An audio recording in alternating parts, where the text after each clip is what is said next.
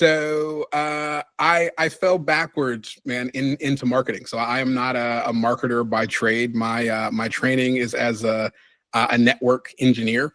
I got hired into basically a venture backed ad agency out of my like college retail job, right? So I'm a junior in college, poached by this tech company. Said, hey, have you ever heard of this thing called paid search? And all of a sudden, I'm both like an undergrad junior and like in this agency 40 hours a week. And man, just never left. 17 years in at this point. So I did like a decade agency side. So started at that venture backed kind of search marketing firm, very focused on organic and paid search. Moved into more kind of a full service digital agency. So I built kind of the early version of the demand gen practice inside of Omnicom.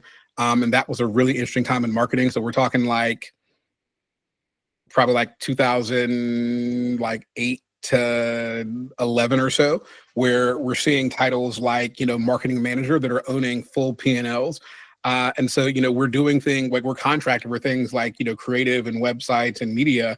But to get to that point, we're having to do things like, data-driven audience personas, kind of customization of the e-com journey, crazy targets. Like even by today's standards, we're talking like, 7-8 years ago, we got to go 0 to 60 million in a quarter, right, for a major hardware manufacturer, and figuring out how to do that, man. And so that was kind of the agency journey.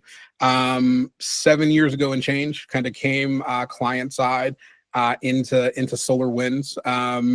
In a 3-year period, had 2 IPOs. So once for SolarWinds, the parent, and again for kind of my division.